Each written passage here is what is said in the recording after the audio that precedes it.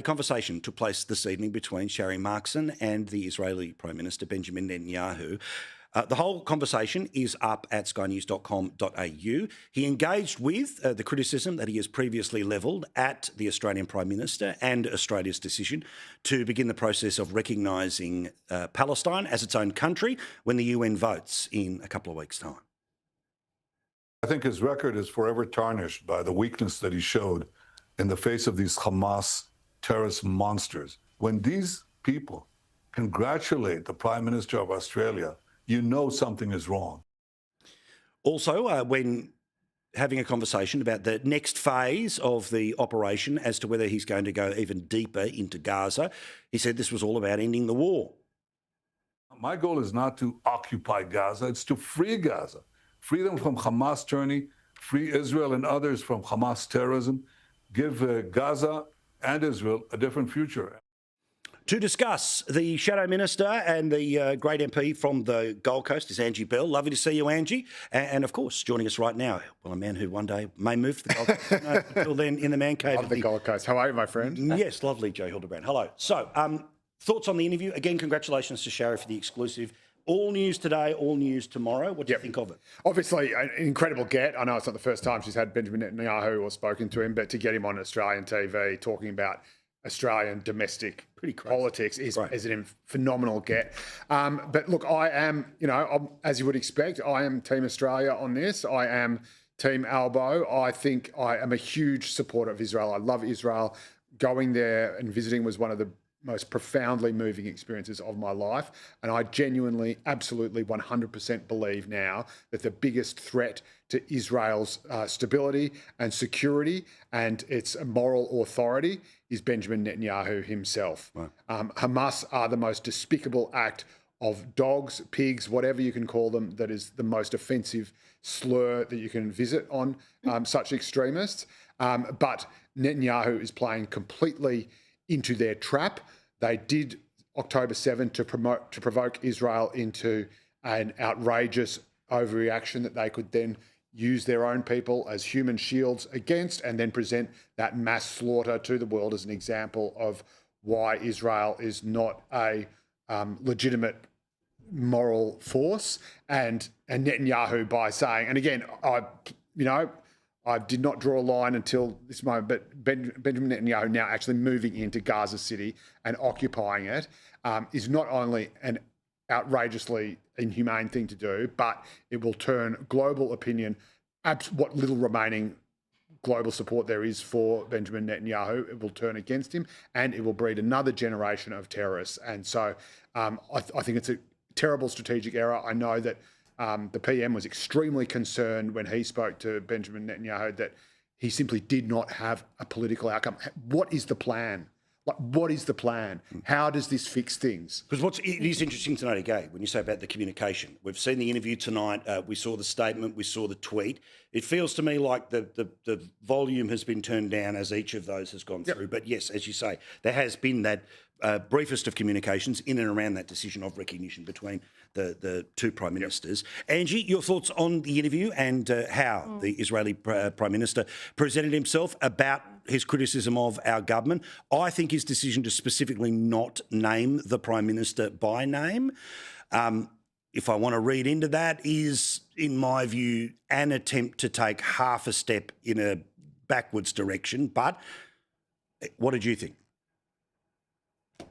Well, I think this is a classic case of Anthony Albanese mismanaging our relationship with some of our allies across the world. And obviously, we've been very close to Israel for decades of foreign policy, and now the Prime Minister has decided to put the cart before the horse, before a proper peace process, and move towards recognising Palestine. Now, what we want to see, we do want to see the war end. Australians want to see less suffering in the Middle East and the war end, but we also want to see the hostages handed back, and the Israeli authorities believe there's still 20 hostages who are under in tunnels in Gaza. Absolutely. We want to see that end, and we want to see the hostages given back. But what we've seen is damage to our relationship with Israel, and clearly this comes back on the Prime Minister. Only he is to blame for his decisions that he has made.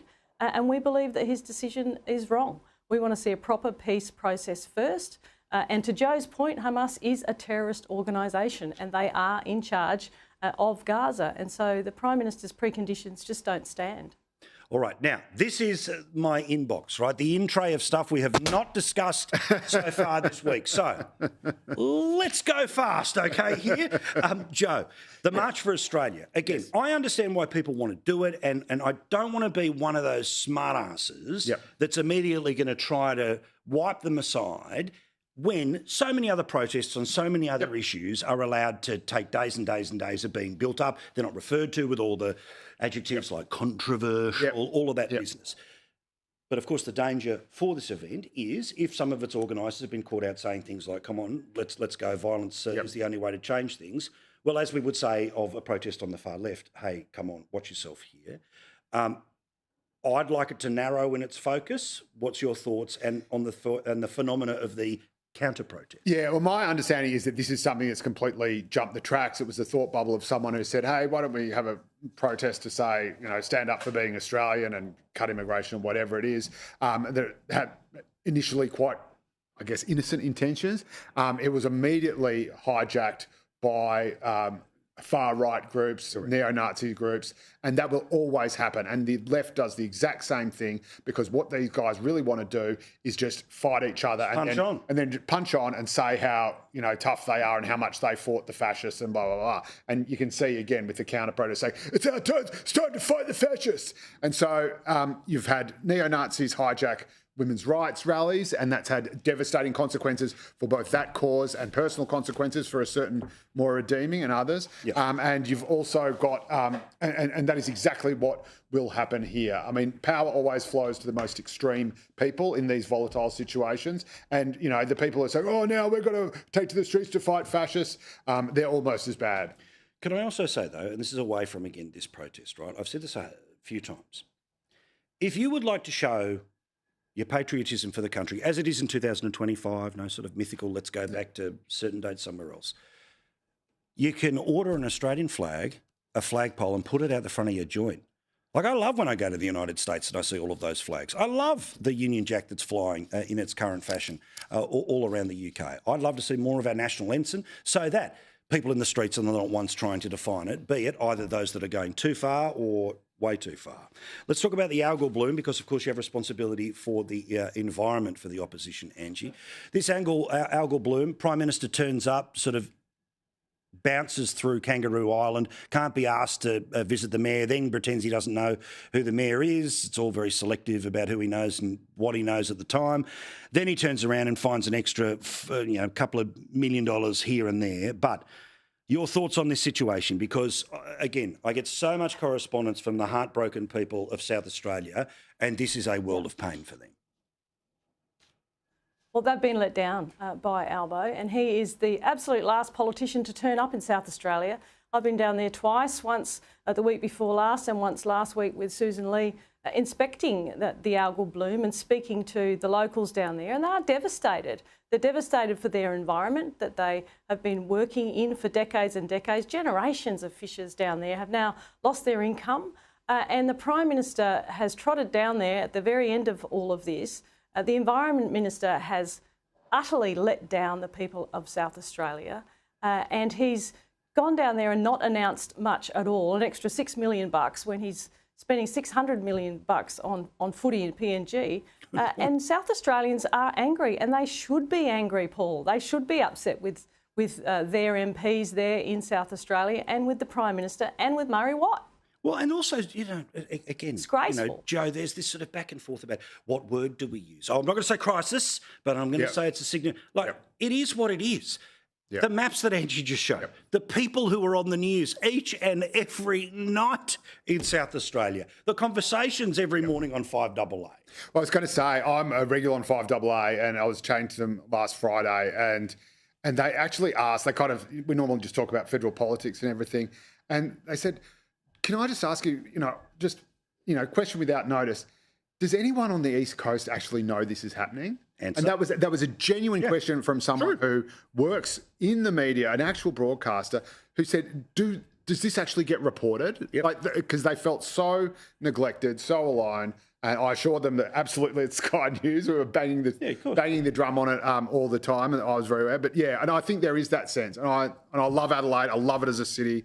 It's probably my favourite capital city in Australia. But it happens so often, right? Where, again, the issues that are happening in the middle of the country, certainly the other side of the range, you know, Western Australia. I mean, the fact that, again, Tassie went through all of the political drama of the past 10 weeks. Yep. This has been probably much the only national show relentlessly talking about every moment of the way through. And again, good to see Angie as part of the fight there as well. As you were having your own roundtable this week, talk about the environmental roundtable that you had. The environmental roundtable that I had in Sydney. Yeah. Absolutely. It was talking about innovation and technology and some of the solutions, which of course are practical measures.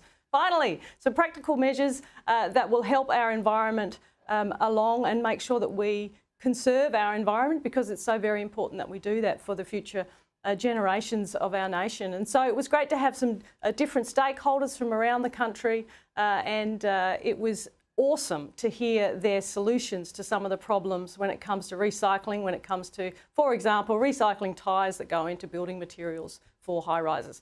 That's just one example of some of the solutions there. So it was fantastic to be in Sydney to talk with the environmental roundtable stakeholders, and there were some great solutions that came to the table. By the way, Michael Pengilly is the name of the Kangaroo Island Mayor. We know because he's been on this show. And we met him when we were in Kangaroo Island. Sorry, Prime Minister, that nobody was informing you around about a bloke who was very well known in that part of the world. All right, I'm over time. I've got a postscript on that too, Paul. Yeah, go. And that is that this algal bloom is so big. You can see this algal bloom from space. It's so big. It's twice the size of the ACT.